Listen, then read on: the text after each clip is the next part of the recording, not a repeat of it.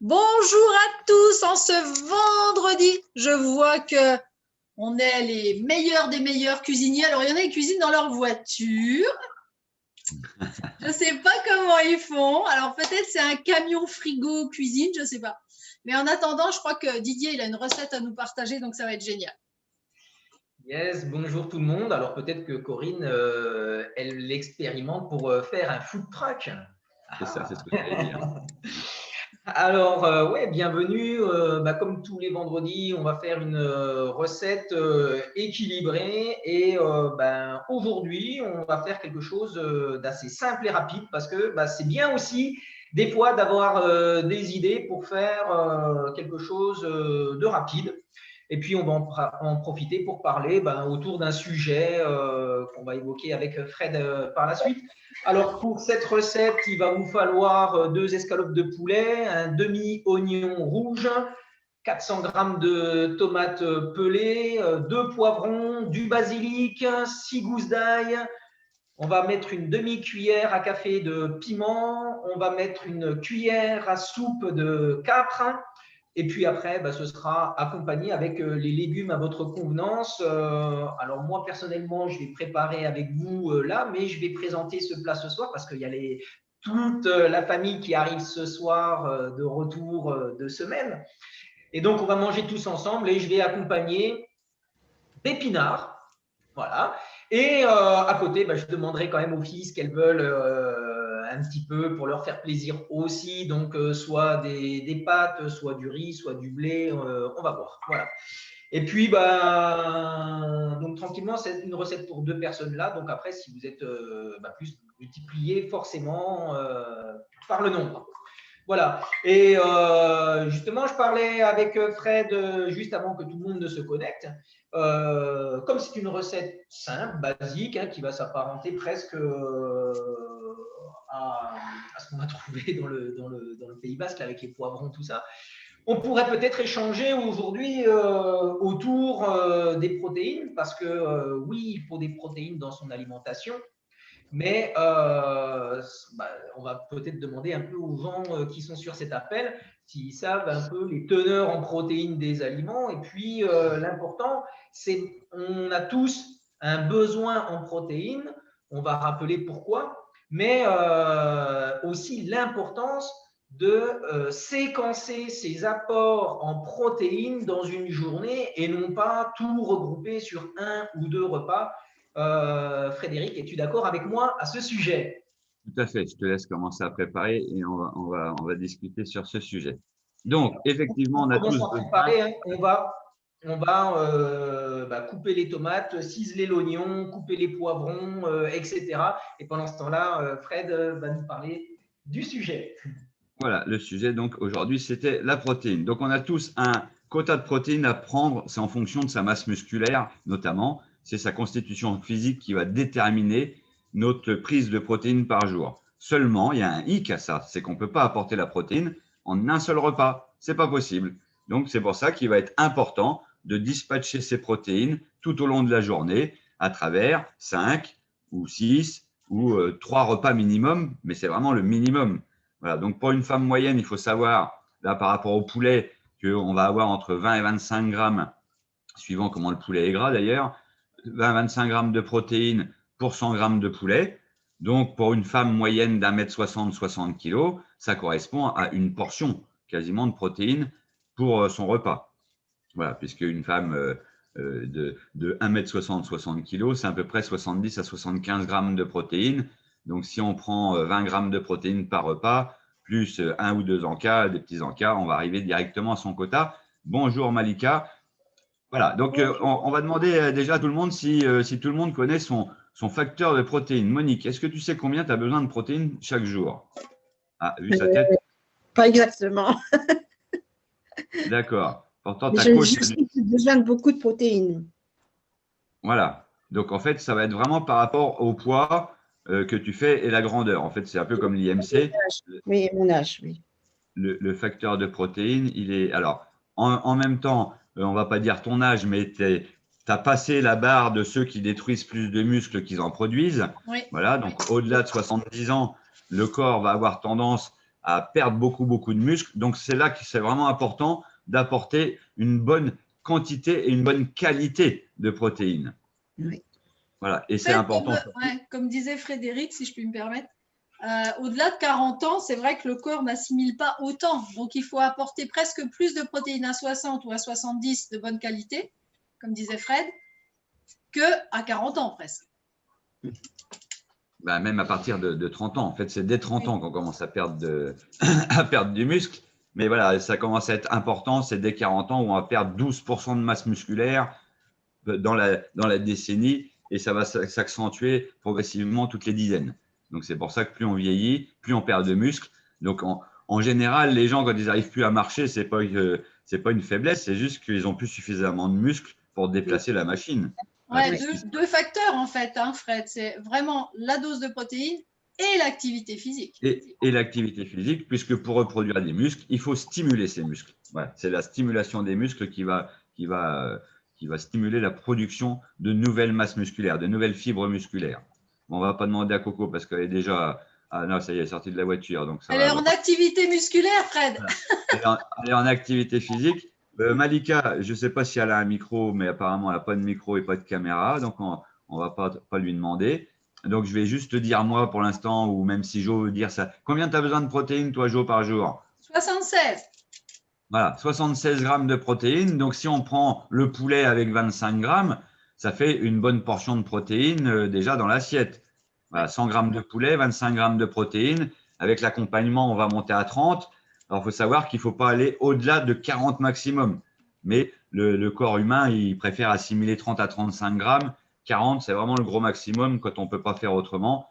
Et c'est pour ça que si vous prenez plus de protéines que nécessaire, ben, le corps, il va stocker seulement la protéine en trop. Ben, lui, il va la stocker en graisse viscérale. Donc, c'est totalement contre-productif de prendre trop de protéines.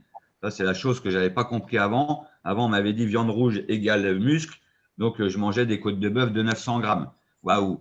Et fatigue des reins, Fred. Hein. Et oui, puis on crée de l'urée, on crée un stress oxydatif très important. Et pour ça, d'ailleurs, il y a Didier qui nous a mis des capres dans sa recette. Et c'est important aussi, c'est intéressant. Alors, tout le monde n'aime pas les capres. Après, il faut essayer de les assaisonner et de les emmener d'une façon on va aimer. Mais dedans, on va y avoir plein de magnésium. Ça, c'est très bon pour les courbatures quand on fait des activités physiques ou quand on vieillit. Oups, j'ai plus de batterie. Ah, vite. Alors, ce n'est pas des protéines qui manquent, Frédéric, c'est la batterie. Voilà, ça y est, c'est bon. C'est sa batterie de chaque cellule, là, c'est son ordi. C'est bon. OK.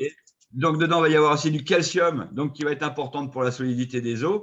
Donc, c'est vrai que plus on va être âgé, les capres, c'est vraiment un truc intéressant. On a aussi du potassium, on a de la vitamine A, B, C, et surtout en phytonutriments, on va avoir les flavonoïdes, ça c'est dur à dire. C'est l'antioxydant qui va protéger les cellules justement contre le vieillissement prématuré et toutes les attaques des radicaux libres dues à l'activité physique. Chaque activité physique qu'on fait, c'est comme dans la voiture. Dès que vous allez accélérer, eh bien, il y a la fumée d'échappement qui sort. Voilà, les radicaux libres, c'est jamais que les déchets de l'activité de nos muscles. Donc, c'est pour ça qu'il faut lutter contre les radicaux libres. Et plus on vieillit et plus on fabrique de radicaux libres, plus on va manger acide, plus on fabrique de radicaux libres. Donc, voilà pourquoi. Alors, je vois que Coco, ça y est, elle est en place. Elle est tellement sérieuse qu'elle est prête à… Je préfère quand tu as ton sourire comme ça. Et toi, Corinne, comment fais-tu pour apporter ton quota de protéines chaque jour? Je fais en sorte mon taux de protéines, normalement, c'est 82. 82. Donc, je fais en sorte d'avoir 25 à 30 à chaque repas et 5 à 10 aux collations, en fait.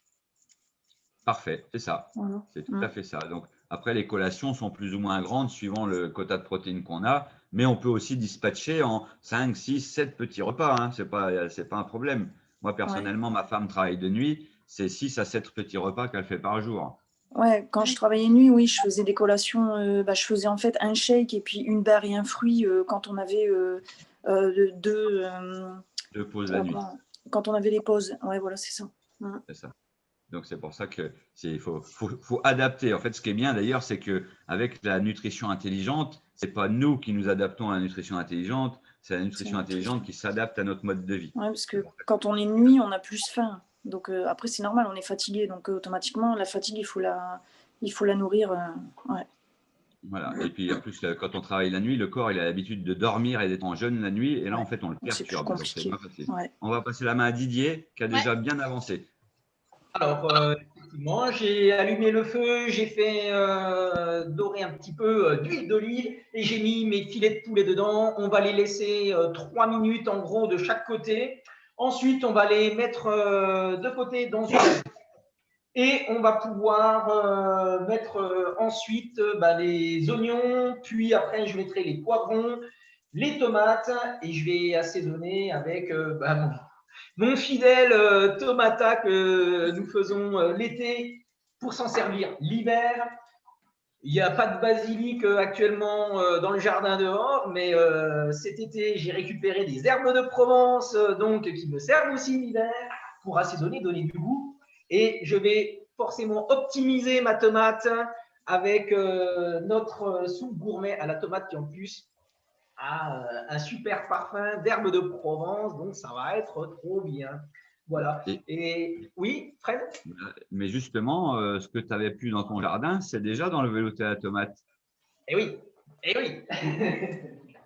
Alors, un autre paramètre, Fred, dont on peut parler, par exemple, aussi par rapport à la protéine, c'est que si on essaye de la trouver dans la nourriture ordinaire, on monte beaucoup trop en calories et en gras. Tu veux bien en parler? Oui, c'est tout à fait raison, Jo. C'est que la protéine, déjà, il y a la qualité nutritionnelle de la protéine. Alors, c'est pas tout à fait la même chose. C'est vrai que c'est pas facile de trouver une bonne quantité de protéines sans avoir beaucoup de calories et sans passer par de la protéine animale. Donc, on sait que la protéine animale va acidifier le corps beaucoup plus que la protéine végétale. Par contre, la protéine végétale, il n'y en a qu'une seule qui a tous les acides aminés nécessaires. Donc, c'est-à-dire, il y a 21 acides aminés dans une molécule de protéine. Pour qu'elle soit complète, il faut qu'il y ait les 21 acides aminés, dont les 8 essentiels que le corps ne peut pas fabriquer. Parce qu'il y a des acides aminés que le corps va synthétiser lui-même avec l'apport des autres, mais il y en a 8 qui peut pas synthétiser lui-même, donc il faut les apporter.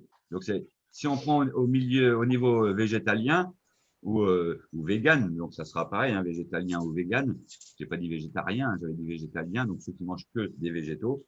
Il faut assimiler plusieurs sortes de protéines, mais effectivement, on va quand même tomber dans le quinoa, le riz, tout ce qui va pouvoir nous apporter cette protéine, mais c'est quand même beaucoup plus chargé en glucides qu'une protéine animale qui comporte pas de glucides.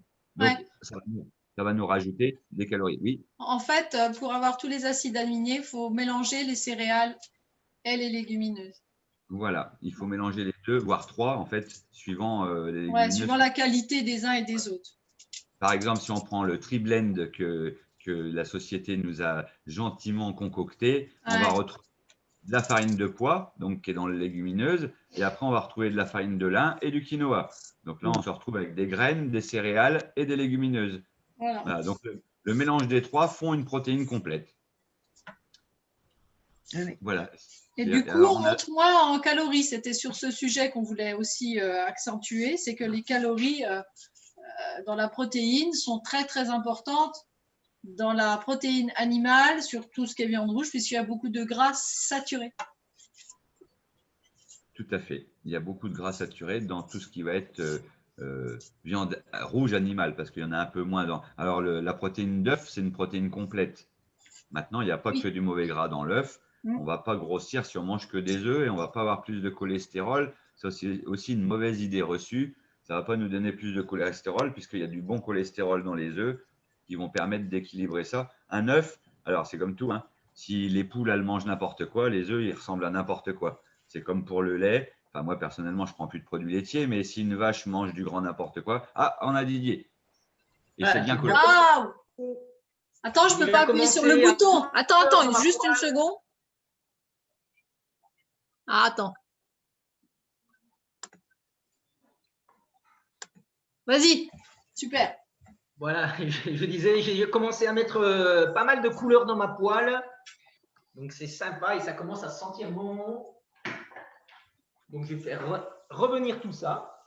Voilà, je vais continuer d'ajouter petit à petit mes différents légumes, mes aliments. Et puis, on va laisser ça 7-8 minutes. Et après, je rajouterai mes filets de poulet, la sauce tomate et j'assaisonnerai avec un petit peu de piment derrière. Voilà. Et tant que j'ai la main, je voulais parler d'un domaine qui m'est cher, c'est le milieu du sport. Et j'ai rencontré déjà beaucoup de jeunes notamment qui, pour faire de la masse musculaire, commandent des boîtes de protéines sur Internet. Alors le problème, c'est que généralement, on ne sait pas d'où ça vient, on n'a pas le contrôle qualité, on ne sait pas de quoi c'est fait, etc. Et il n'y a pas de suivi surtout. Donc, c'est débrouille-toi, vois des tutos sur Internet. Donc, ça, c'est extrêmement dangereux parce que je crois que c'est Jo qui en a parlé tout à l'heure. Une des voies d'élimination des protéines, ça va être les reins qui vont être véritables, qui vont jouer un rôle de filtre, mais qui vont être bouchés par ces protéines. Et c'est comme ça que on détruit son rein, on flingue son rein. Voilà. Alors, il ne faut pas dire attention, la protéine, c'est dangereux pour les reins. Il faut faire attention d'apporter des protéines de qualité. Comme nous a dit Frédéric, de ne pas surcharger en grosse quantité, mais de fractionner dans une journée. Et puis, ce qui est important, c'est d'accompagner avec une augmentation de l'hydratation également pour faire tourner le rein et filtrer comme il faut. Voilà. Je retourne à ma cuisson. Ça y est, on a la chance Super, d'avoir merci. Malika. Bonjour Malika et bonjour Stéphie qui nous a rejoint aussi dans l'entrefait. Est-ce que vous avez entendu depuis le début ou vous n'avez pas entendu depuis le début? Malika, elle est un peu figée. Bon, je pense c'est à moi que vous parlez? J'ai pas entendu. Oui, j'ai suivi depuis le début. Si. Ok. Et est-ce que vous connaissez votre quota de protéines par jour? Pas du tout. D'accord. Bon, faut revoir avec Il faut votre demander coach. à votre coach. Votre coach, il va vous le redonner. Et Stéphie, elle a fait signe que non plus. D'accord, ok. Bon, là, il faut revoir avec votre coach. Il va vous donner le quota de protéines. Ça va vous permettre vraiment de dispatcher dans la journée. En fait, ce n'est pas compliqué d'arriver à son quota de protéines. Il faut juste le connaître. Voilà. Et il ne faut pas surcharger, comme disait Didier, comme on a dit tout à l'heure. Et effectivement, tous les produits que les gens prennent pour le sport. Alors, moi, j'ai même vu pire, parce que la dernière fois, je suis retourné chez les pompiers de Paris où j'étais avant.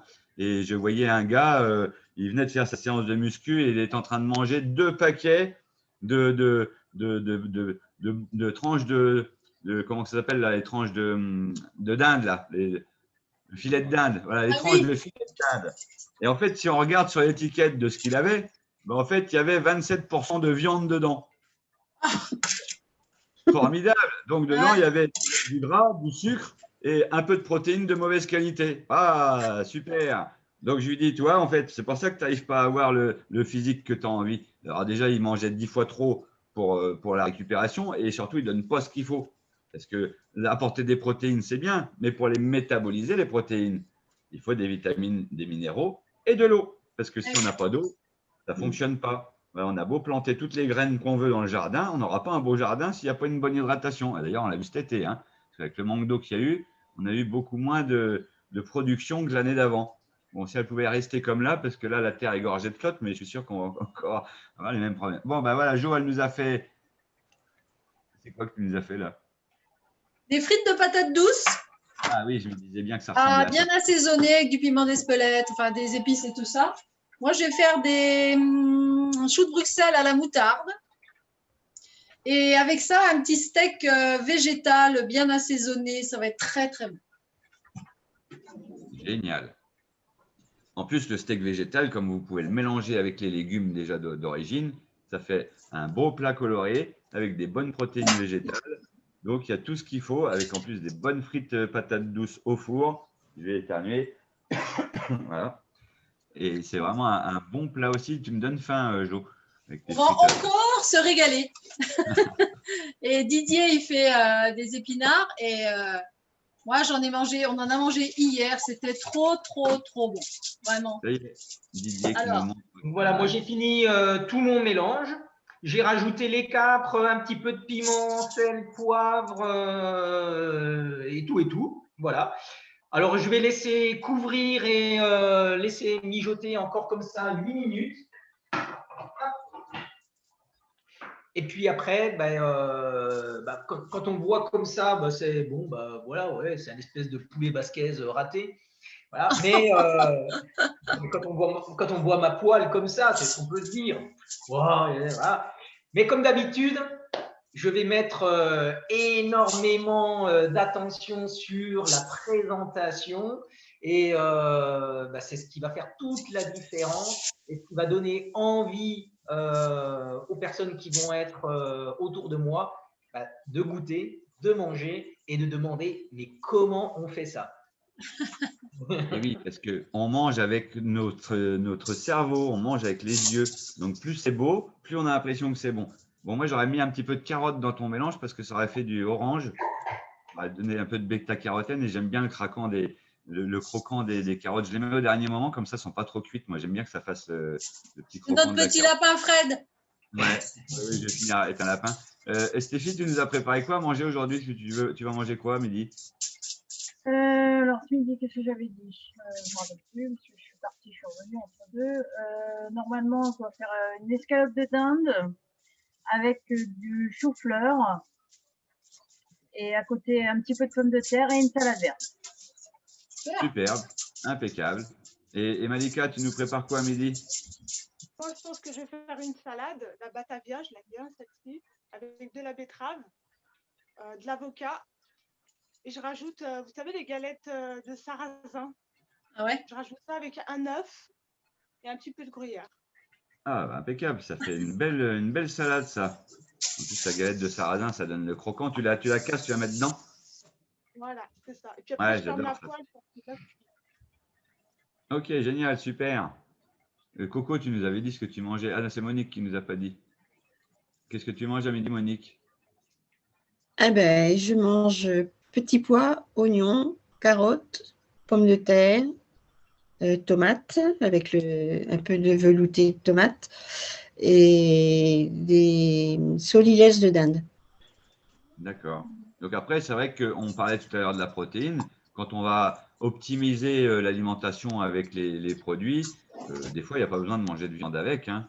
Bon, là, pas avec le velouté à la tomate, il n'y aura pas suffisamment de protéines. Mais si on rajoute, par exemple, le nouveau repas salé à base de champignons, ça peut faire directement un repas complet sans qu'on ait besoin de rajouter de viande. Et là, on reste avec des protéines de très haute qualité et on n'a pas besoin de viande et on se régale et on va avoir une satiété qui va être parfaite avec tout ce qu'il y a dedans.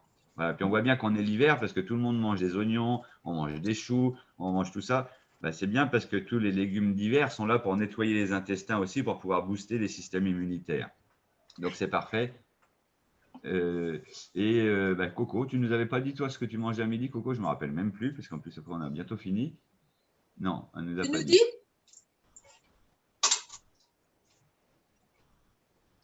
T'as pas de micro. Ça y est. Ouais, c'est bon.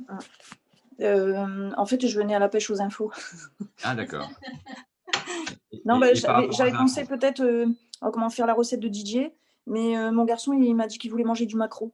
Donc, ce sera du maquereau, du riz. J'ai des bâtonnets de carottes pour lui. Moi, après, si je fais du riz, je vais peut-être faire un peu de poireaux. Je vais manger des carottes crues. Peut-être rajouter un petit trio, un peu carottes, chou-fleur et puis brocoli. Un petit Ouais, mélange parfait, à côté. Ouais. Avec une parfait. petite sauce soja par-dessus, je pense que ça va être bon. Ouais. En plus, dans le brocoli, il y a beaucoup plus de calcium que dans un produit laitier, hein, quand même. Il faut le Voilà. savoir qu'il y a 3 fois plus de calcium que dans un produit laitier. Et en Excellent. plus, il est mieux assimilable que dans un produit laitier. Donc, c'est formidable ça. Il n'y a pas de sucre caché parce que le lactose est un sucre, hein. Donc, tout ce qui est à base de lait, c'est du lactose. Et le lactose, c'est un sucre qui est très difficilement digérable. Donc, c'est bien, ça nous donne une satiété, mais ce n'est pas forcément bon parce que c'est la nourriture de nos amis le cancer. Voilà, donc, c'est pas les meilleures des choses à manger, mais bien sûr, on peut en manger un petit peu, hein, ça pose pas de problème. C'est juste qu'il faut éviter de trop en manger. Et on sait que dans toutes les civilisations évoluées d'aujourd'hui, tous ceux qui consomment le plus de produits laitiers, c'est ceux qui ont le plus de problèmes d'ostéoporose. Donc, les amis pour la vie, les produits laitiers, nos amis pour la vie, c'est pas tout à fait vrai, hein. C'était il y a 100 ans, ça, hein, 80 ans. Publicité Et mensongère. puis il y a 30 ans ou il y a 50 ans, les vaches, elles ne mangeaient pas du tout la même chose, hein. Ouais. Et moi, j'ai jamais vu une vache qu'elle a attaqué un cochon, hein. Je sais pas vous, mais je sais pas, on leur donne des farines animales quand même aux vaches dans les compléments, hein. Donc, Ouais, c'est comme les saumons. J'ai jamais vu un saumon qui sortait de la mer, qui allait manger un cochon, qui retournait dans la mer. Hein. C'est la même chose. Même s'il est carnivore, le saumon, il est carnivore de poisson, il n'est pas carnivore de viande animale comme ça. Non, c'est pas. Bon, c'est une interprétation. Les gens ont dit ah carnivore, bon ben tiens pourquoi mangerait-il pas un bœuf? Bah oui, bah oui.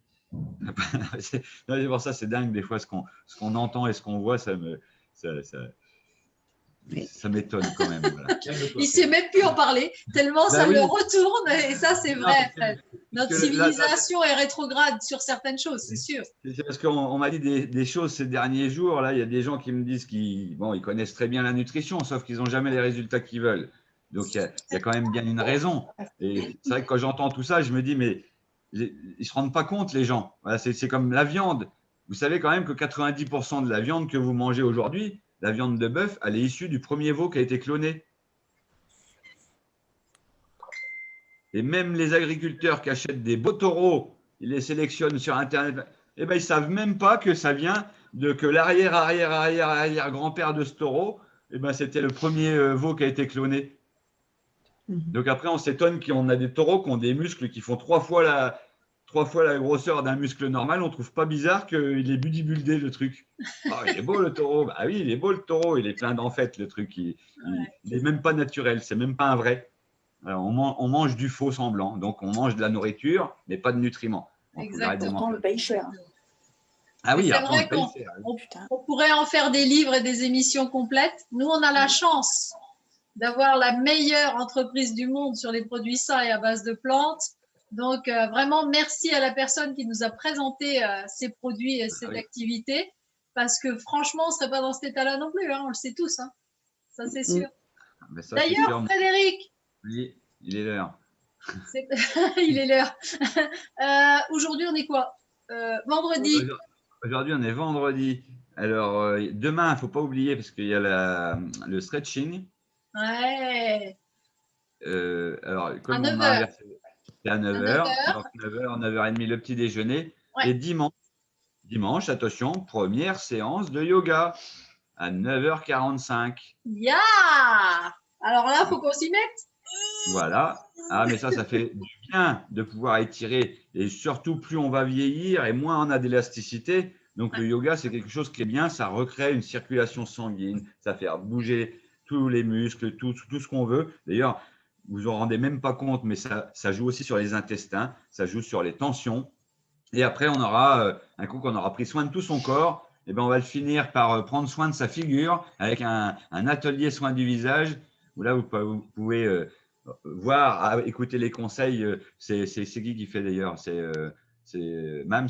Je crois que c'est Mams qui anime. Ah, Mams, peut-être, ouais. Je ne sais plus. Mais en tout cas, ça va être une personne qui adore ça. Donc, on commence le stretching samedi pour aller sur le yoga un peu plus loin dimanche et pour finir par cocooning. C'est beau la vie, non? Voilà. Donc, toujours pensez à prendre soin de vous. Voilà. Une demi-heure, 1 heure par jour, ce n'est pas la fin du monde. Il reste encore 23 autres heures. Ouais, c'est ça.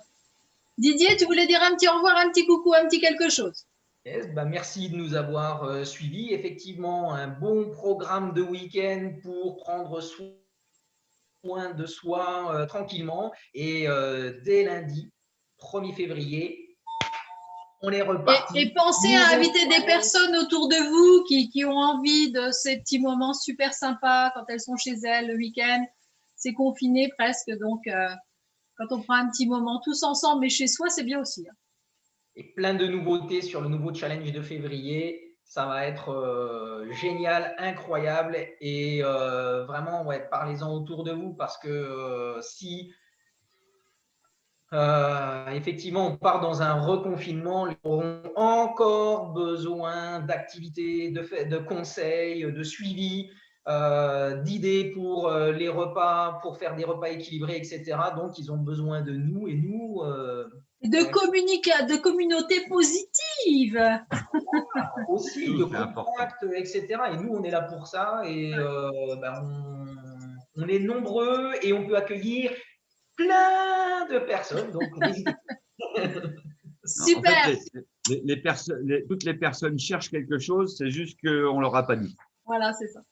faut juste les avertir. Voilà, il y a toujours quelqu'un qui va vouloir faire un peu de pape aux pieds ou un peu de gym douce ou un peu de réveil musculaire ou alors un bon fit le soir.